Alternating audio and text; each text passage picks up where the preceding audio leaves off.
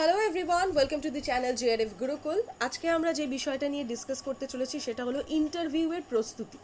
হ্যাঁ, ইন্টারভিউ বোর্ডে বা প্যানেলে আপনারা এক্সপেক্ট করতে পারেন 3 থেকে 4 জন তো থাকবেই, এর থেকে বেশি জনও কিন্তু থাকতে পারে। এর কোনো মানে নেই যে 3 থেকে 4 জনই থাকবে, এর থেকে বেশিও কিন্তু থাকতে পারে, আমি আগে থাকতেই বলে দিলাম।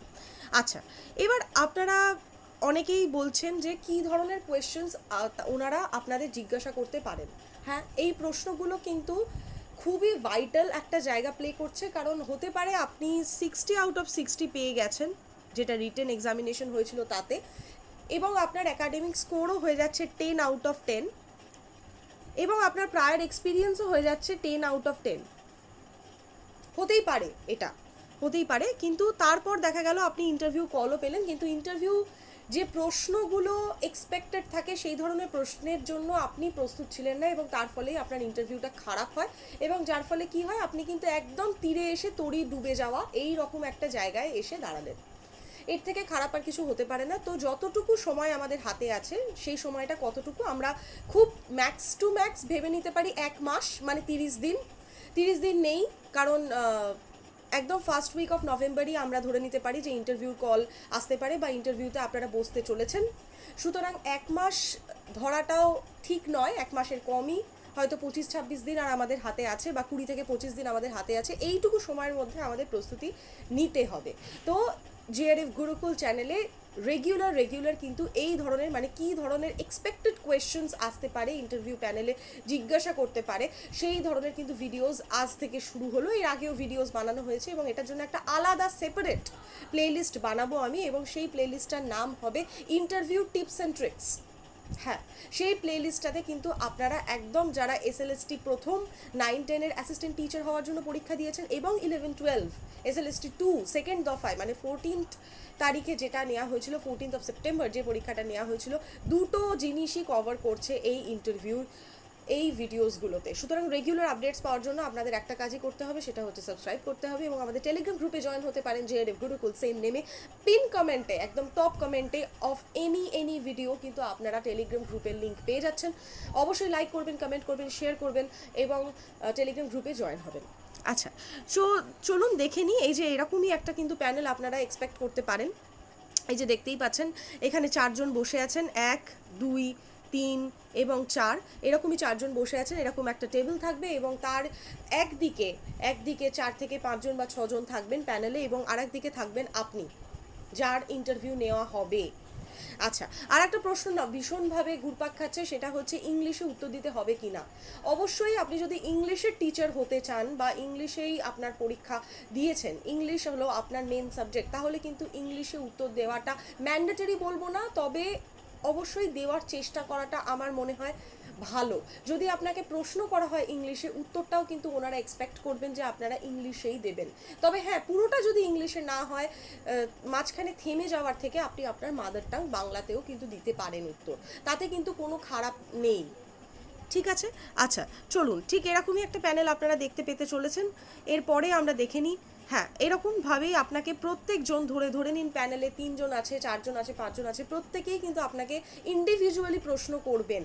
ঠিক আছে, মানে যদি 4 জন থাকে, 4 জনই কিন্তু আপনাকে প্রশ্ন করবে, এবং আপনাকে উত্তর দিতে হবে কিভাবে, চোখে চোখ রেখে এবং কনফিডেন্টলি।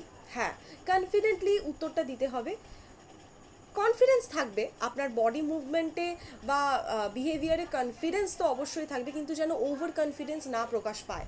এর মানে একটাই, যেন অহংকার প্রকাশ না পায়, সেই দিকে কিন্তু আপনাকে খেয়াল রাখতে হবে। আপনি উত্তরটা জানতেই পারেন, বা আপনার উত্তরটা একদম 100% সঠিক এটাও হতে পারে, কিন্তু তার মানে এটা নয় যে আপনি অহংকার প্রদর্শন করবেন তাদেরকে। অবশ্যই দুর্বল সেটা দেখাবেন না, তবে অহংকারও প্রদর্শন করবেন না। ঠিক আছে, আচ্ছা, এটা হলো ডেমো টিচিংয়ের একটা ছবি এখানে দেওয়া রয়েছে। আপনারা দেখতেই পাচ্ছেন যে একটা ব্ল্যাক বোর্ডের সামনে একজন টিচার চক হাতে দাঁড়িয়ে রয়েছেন, এবং এটা কিন্তু আপনি, এই যে ইমেজটা আমি এখানে দিয়েছি, এটার কারণ একটাই, যাতে আপনারা একটু ইম্যাজিন করে নিতে পারেন যে কীরকম জায়গা আপনাদের ফেস করতে হতে পারে। ঠিক এরকমই একটা ব্ল্যাক বোর্ডের সামনে আপনাকে দাঁড় করিয়ে দেওয়া হবে, এবং আপনাকে হতে পারে চক বা মার্কার কিছু একটা দেওয়া হলো, এবং আপনাকে কোনো একটা টপিক, যে টপিকটা হয়তো ওনারাই আপনাকে বেছে দেবেন। আবার এরকম হ্যাঁ ভালো লাগ থাকলে এটাও হতে পারে যে আপনাকেই বলা হলো যে আপনি আপনার সুবিধে মতন একটা টপিক, মানে অবশ্যই সিলেবাসের অন্তর্ভুক্ত একটা টপিকের ওপর আপনি কিছুটা, মানে ধরে নিন 5 মিনিট আপনি একটা লেকচার দিন।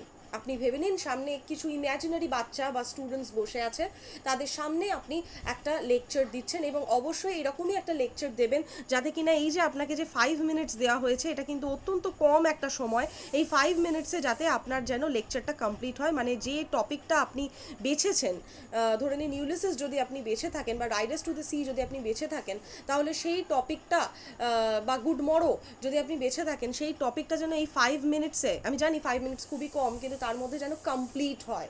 হ্যাঁ, সেই রকমই কিছু লাইনস কিন্তু আপনাকে সেই পার্টিকুলার পোয়েম বা ড্রামা থেকে তুলে নিতে হবে।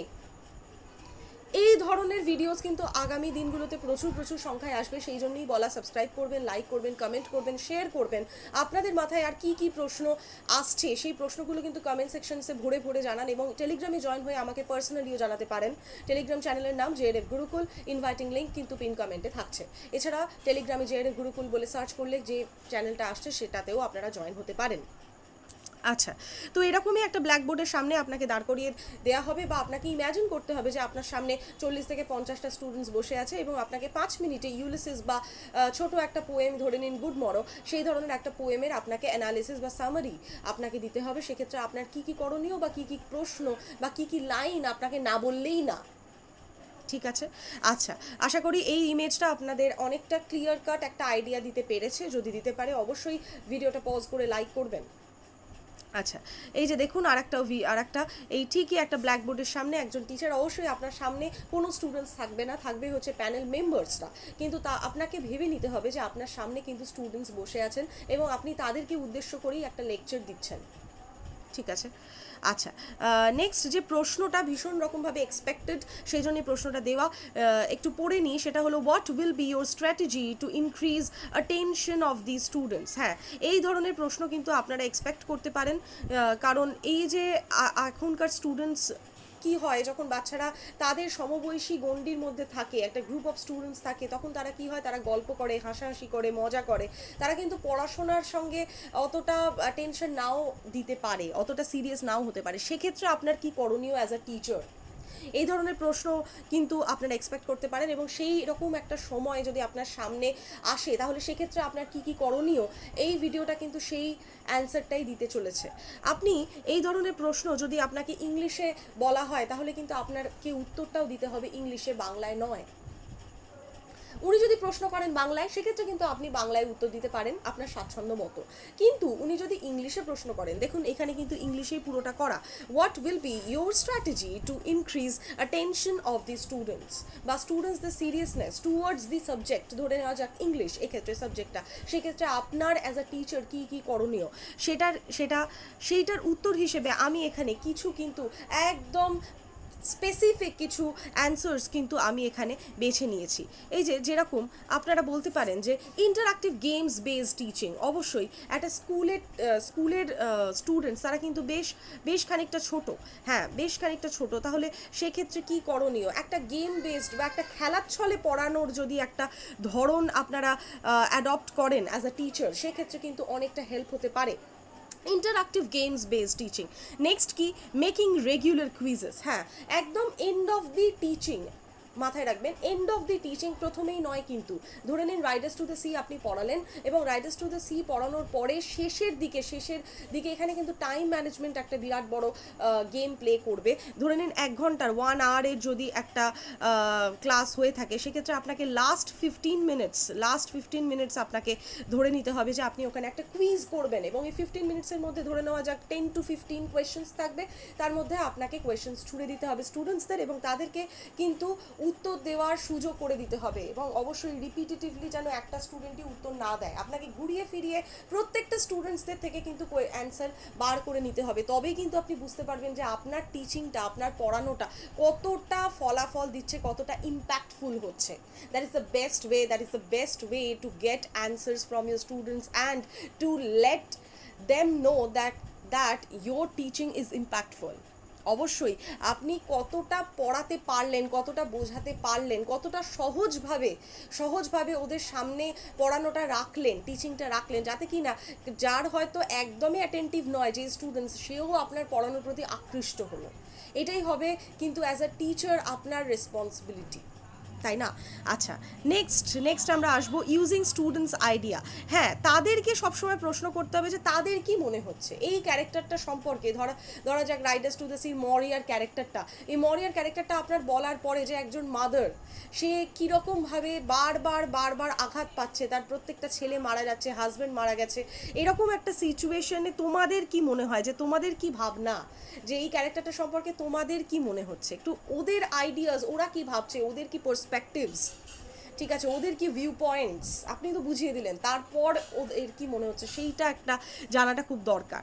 Next, giving numbers and positive remarks to the students. একদমই কোনো স্টুডেন্ট যদি ভালো উত্তর দিল বা সঠিক উত্তর দিল, সেক্ষেত্রে আপনি একটা রিমার্ক দিলেন যে ইয়েস ভেরি গুড, যে একটা তাকে যে উৎসাহ দেওয়া, তাকে যে হ্যাঁ ঠিক আছে তুমি কম নাম্বার হয়তো আগের পরীক্ষায় পেয়েছো, এরপরে আর পাবে না, এই যে একটা উৎসাহ দেওয়া, এইটাকেই বলে রিমার্কস। অ্যান্ড অবশ্যই দেখুন, এইখানে আমি সবথেকে ইম্পর্ট্যান্ট যে জায়গাটা সেটা আমি বলবো, এই যে পজিটিভ রিমার্কস, এই যে অবশ্যই আপনি অ্যাজ আ টিচার, অবশ্যই আপনি অ্যাজ আ টিচার কিন্তু ওনাকে বা স্টুডেন্টসদের নেগেটিভ রিমার্কস দেবেন না, পজিটিভ রিমার্কস দেবেন, ঠিক আছে? তো আজকের ভিডিও এখানে অবধি। এই ধরনের কোয়েশ্চেন্স, এক্সপেক্টেড কোয়েশ্চেন্স আপনাদের মাথায়ও আসতে পারে, আপনারা অবশ্যই কমেন্ট সেকশনে বা টেলিগ্রামে আমাকে পার্সোনালি জানাতে পারেন, এবং তাতে কিন্তু গিয়ে আমি তার একটা সমাধানের ভিডিও বানাতে পারি। এই ধরনের ভিডিওস কিন্তু আগামী দিনগুলোতে প্রচুর সংখ্যায় আসবে। অবশ্যই সাবস্ক্রাইব করবেন, লাইক করবেন, শেয়ার করবেন, কমেন্ট করবেন। ওকে, থ্যাংক ইউ। আজকের ভিডিও এখানে অবধি।